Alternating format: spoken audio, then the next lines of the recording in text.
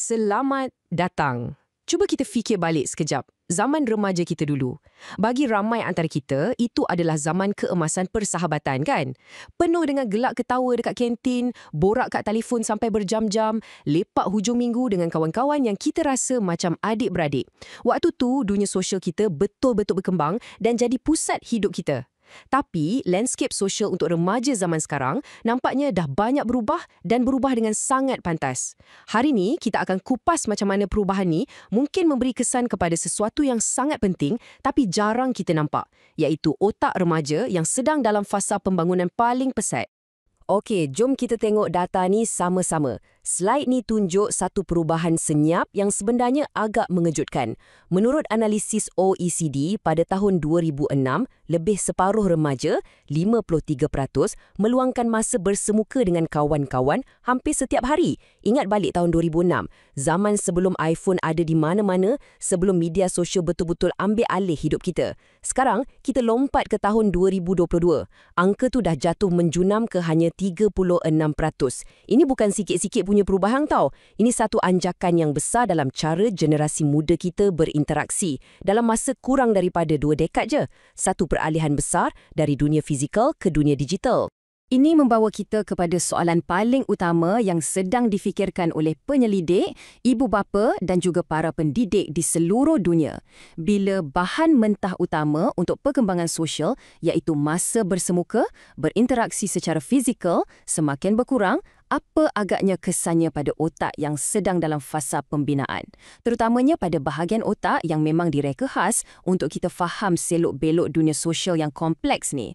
Jom kita cuba rungkai misteri saintifik ni bersama-sama. Sekarang kita masuk bab sains sikit.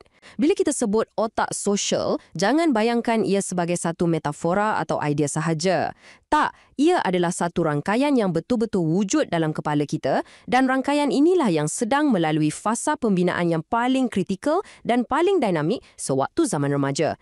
Ia adalah sistem biologi yang nyata. Untuk bagi senang faham, cuba kita bayangkan otak ni macam sebuah bandar besar yang sibuk. Macam Kuala Lumpur lah, sentiasa hidup. Dalam bandar ni, ada macam-macam kejiranan atau daerah. Ada pusat kewangan, ada kawasan seni, ada zon perindustrian. Sama macam otak kita, ada kawasan khusus untuk penglihatan, untuk bahasa, untuk memori.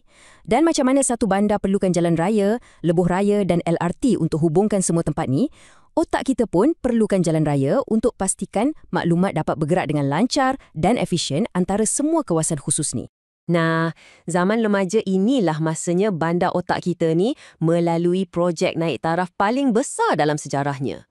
Fikirkan macam satu projek mega renovation. Saintis panggil proses ni pendawaian semula atau pemangkasan. Laluan-laluan yang sempit dan jarang guna akan dirobohkan untuk bagi laluan kepada sambungan yang lebih cekap. Jalan-jalan kecil pula dinaik taraf jadi lebuh raya 6 lorong. Tujuannya untuk jadikan keseluruhan sistem ni lebih laju, lebih bersepadu dan lebih mantap. Proses inilah yang bantu remaja untuk mula berfikir secara abstrak, kawal diri dan buat penilaian risiko. Semua kemahiran penting untuk jadi orang dewasa. Dan sebahagian besar projek naik taraf mega ni berlaku dalam apa yang kita panggil otak sosial.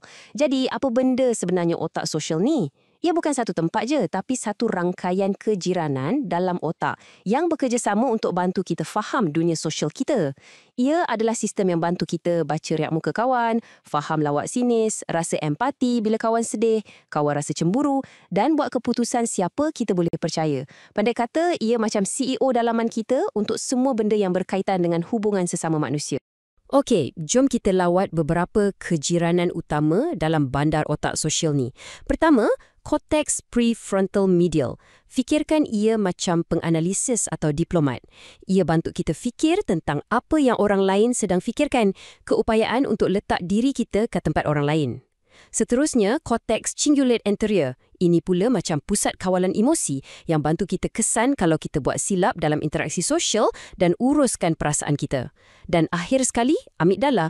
Ia macam pengawal keselamatan, sentiasa peka dengan isyarat sosial, sama ada senyuman mesra atau jelingan tajam dan cetuskan tindak balas emosi yang betul. Ketiga-tiga kawasan ni dan banyak lagi kena sentiasa berkomunikasi dengan baik untuk kita berfungsi secara sosial. Jadi, macam mana otak sosial ni jadi begitu hebat? Analogi paling senang ialah macam belajar bahasa. Otak kita ni lahir dengan keupayaan untuk belajar mana-mana bahasa pun. Tapi kalau seorang bayi tu dibesarkan dalam bilik sunyi, tanpa pernah dengar orang bercakap, dia tak akan pandai bercakap kan? Nak jadi fasih, kena sentiasa dengar dan berlatih. Sama macam otak sosial kita. Ia dah ada perisian asas tu, tapi ia perlukan latihan di dunia nyata. Interaksi sebenar, salah faham kecil, kejayaan sosial dan kadang-kadang kegagalan. Untuk fine-tune atau menala fungsinya sampai jadi betul-betul cekap. Inilah poin yang paling penting sekali. Zaman remaja adalah satu tempoh sensitif, satu tingkap peluang emas untuk otak sosial. Kalau latihan sosial di dunia nyata ni berkurang secara mendadak masa tempoh kritikal ni, sistem pembelajaran otak kita mungkin tak dapat data yang cukup untuk ditentukan dengan betul. Ia macam kita cuba latih seorang juruterbang hanya guna simulator tapi tak pernah bagi dia terbang betul-betul. Inilah kebimbangan utama yang timbul bila kita tengok data penurunan interaksi bersemuka. Okey, sekarang jom kita tengok apa bukti saintifik yang kita ada. Tapi sebelum kita selam lebih dalam, ada satu perkara yang sangat-sangat penting untuk kita bezakan, iaitu beza antara bersendirian yang sihat dengan pengasingan sosial yang membimbangkan. Dua benda ni nampak macam sama tapi sebenarnya sangat berbeza. Tak semua masa bersendirian tu tak elok tau. Kesendirian yang sihat atau solitude adalah satu pilihan. Ia memulihkan. Ramai remaja, terutamanya yang introvert, perlukan masa ni untuk recharge bateri sosial mereka. Contohnya, duduk dalam bilik baca buku, dengar lagu atau buat hobi sorang-sorang. Itu normal dan sihat. Sebaliknya, pengasingan atau isolation pula adalah satu corak yang berbeza. Ia bukan pilihan, tapi macam satu keadaan terperangkap. Ia adalah penarikan diri yang berterusan di mana dunia sosial seseorang tu makin lama makin kecil dan remaja tu mungkin rasa sunyi tapi pada masa yang sama dia aktif mengelak orang lain. Dia rasa tersekat dan tak tahu macam mana nak berhubung semula. Sebenarnya, nak kaji macam mana tabiat sosial ni beri kesan pada otak remaja adalah satu cabaran yang besar untuk saintis. Otak kita ni sangat kompleks dan perubahannya berlaku perlahan-lahan bertahun-tahun lamanya. Tak boleh simply letak remaja dalam mesin MRI sejam dua dan harap dapat tengok semua jawapan. Apa yang saintis perlukan ialah data jangka panjang yang ikut beribu-ribu kanak-kanak dari zaman pra-remaja sampailah mereka dewasa. Dan kajian macam ni, terus terang cakap, sangat mahal dan susah nak buat. Sebab itulah bidang ni masih agak baru. Tapi sekarang kita ada satu sumber data yang betul-betul game-changing. Namanya kajian ABCD atau Adolescent Brain Cognitive Development Study. Ini adalah satu projek gergasi di Amerika Syarikat yang menjejaki hampir 12,000 orang belia untuk tempoh yang lama. Ia kajian terbesar seumpamanya di sana. Para penyelidik bukan je imbas otak mereka secara berkala, tapi kumpul juga data pasal tingkah laku, kesihatan mental dan macam-macam lagi. Ini bagi kita gambaran paling jelas setakat ni tentang bagaimana otak remaja berkembang. Salah satu penemuan penting dari data kajian ABCD ni datang dari Dr. Katerina Stamulis dan pasukannya. Petikan ni merumuskan kebimbangan utama mereka. Penarikan diri sosial pada zaman pra-remaja boleh jadi satu faktor risiko untuk perubahan besar dalam otak. Maksudnya apa? Maksudnya, kalau seorang remaja tu terlalu mengasingkan diri, ia bukan sekadar menjejaskan mood dia hari tu je. Ia mungkin berkait rapat dengan perubahan fizikal dalam struktur dan fungsi bandar otak dia, terutamanya di kejiranan yang uruskan hal-hal sosial dan kesihatan mental. Jadi, apa sebenarnya yang mereka jumpa? Dalam otak pra-remaja yang lebih banyak menarik diri, mereka nampak perbezaan yang boleh diukur. Contohnya, gyrus temporal superior, kawasan yang bantu kita baca ekspresi muka dan bahasa badan, menunjukkan perbezaan. Cortex cingulate anterior, pusat kawalan emosi kita tadi, nampak kurang matang berbanding kawan-kawan mereka yang lebih sosial. Dan yang menariknya, kesan ini bukan setakat pada litas sosial je. Rangkaian otak yang lebih umum yang kita guna untuk fokus dan buat keputusan pun nampak kurang bersepadu. Okey, berhenti sekejap. Ini satu amaran yang sangat penting. Apa yang kajian ni tunjukkan ialah korelasi atau kaitan. Ia beritahu kita yang dua benda ni, menarik diri dan perbezaan otak, berlaku serentak. Tapi, ia tak buktikan yang satu menyebabkan satu lagi. Hubungan ni jauh lebih rumit. Dan kalau kita buat kesimpulan mudah, kita mungkin tersilap besar. Ini macam teka-teki klasik. Ayam ke telur dulu? Sebab akibatnya boleh jadi satu kitaran. Contohnya, mungkin seorang remaja tu mula menarik diri sebab dia dah sedia ada rasa risau atau murung. Lepas tu, sebab dia menarik diri, dia kurang dapat latihan sosial. Ini pula buatkan mood dia makin teruk dan buat dia rasa lagi kekok nak bergaul. Nampak tak kitaran tu? Ia memakan dirinya sendiri. Tambah lagi, faktor luaran macam kena buli kat sekolah atau ada masalah keluarga pun boleh jadi punca kepada kedua-dua masalah ni serentak. Jadi, ia memang rumit. Okey, kita dah faham sains dan kerumitannya. Sekarang, jom kita beralih dari masalah kepada penyelesaian. Bahagian ni adalah tentang strategi praktikal yang boleh kita guna, yang fokus pada cara membantu, bukan menghukum. Jom kita tengok apa yang boleh kita buat. Pernah tak terfikir kenapa hubungan sosial ni rasa macam satu keperluan asas? Ada satu kajian menarik oleh saintis Livia Tomova yang mendapati bahawa bila kita diasingkan, otak kita boleh mencetuskan tindak balas mengidam yang sama kuat macam rasa lapar bila kita tak makan. Ini menyokong idea bahawa hubungan sosial ni bukan sekadar hobi atau benda yang elok ada. Ia mungkin satu keperluan biologi, sama penting macam makanan dan tidur. Bila kita kurang makan sosial, otak kita akan hantar isyarat lapar untuk kita pergi cari. Ini soalan cepu mas kan? Soalan yang semua orang tanya. Boleh ke borak kat Discord atau main game online dengan kawan-kawan bagi faedah yang sama macam lepak kat mama? Jawapan jujurnya, para penyelidik masih sedang kaji. Sains tentang perkara ni masih di peringkat awal, jadi kita belum ada jawapan muktamad lagi. Tapi, berdasarkan apa yang kita tahu sekarang, ada beberapa perkara yang kita boleh simpulkan. Interaksi online memang bagus untuk kekalkan hubungan, terutamanya dengan kawan yang duduk jauh. Ia juga boleh jadi platform yang selamat untuk remaja yang pemalu berlatih bersosial. Tapi, interaksi bersemuka melatih saluran komunikasi tambahan yang skrin tak boleh tiru. Fikirkan pasal baca bahasa badan, tangkap perubahan riak muka yang kecil atau selaraskan rentak perbualan dalam kumpulan secara spontan. Semua ni adalah data penting untuk otak sosial yang sedang berlatih. Jadi, matlamatnya bukan untuk haramkan online, tapi untuk cari keseimbangan dan pastikan ia tak jadi satu-satunya cara kita bersosial. Okey, jadi sebagai ibu bapa atau remaja sendiri, bila masanya kita patut mula risau? Kadang-kadang garisan antara personaliti dan masalah ni kabur kan? Slide ni bagi panduan mudah. Tak jadi masalah kalau seorang remaja tu memang jenis introvert yang suka kawan sikit tapi rapat. Tak salah pun kalau dia perlukan masa sendiri untuk recharge atau ada hobi solo. Itu normal. Tapi, ia jadi lebih membimbangkan bila kita nampak satu corak yang berterusan.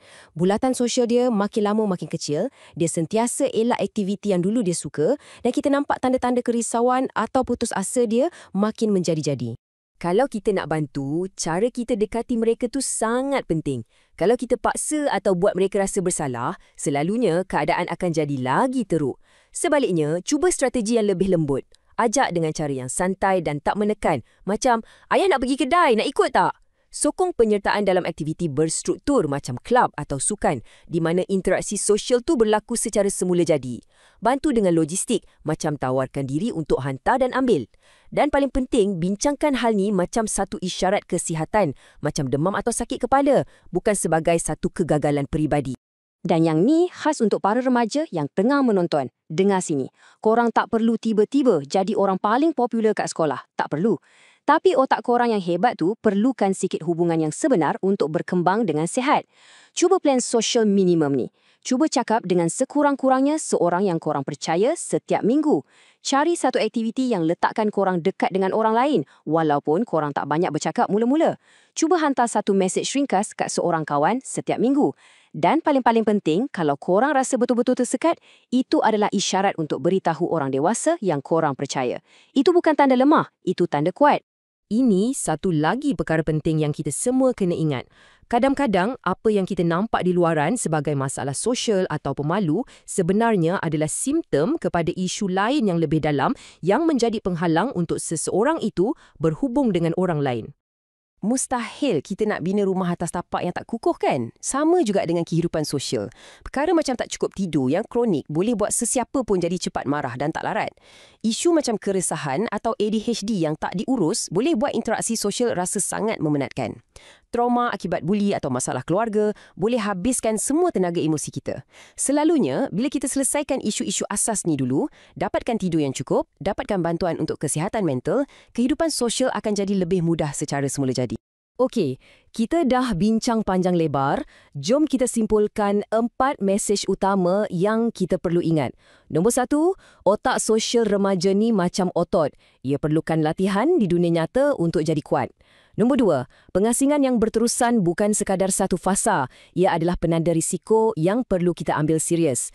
Nombor 3, hubungan sosial bukan kemewahan. Ia adalah keperluan biologi. Dan akhir sekali, nombor 4, bila nak membantu, sokongan yang lembut dan tanpa tekanan adalah kunci kejayaan. Petikan ni merumuskan segalanya dengan begitu baik. Hubungan sesama manusia bukan pilihan gaya hidup. Bagi otak remaja yang sedang dalam fasa pembinaan paling penting dalam hidup mereka, ia adalah bahan binaan yang kritikal.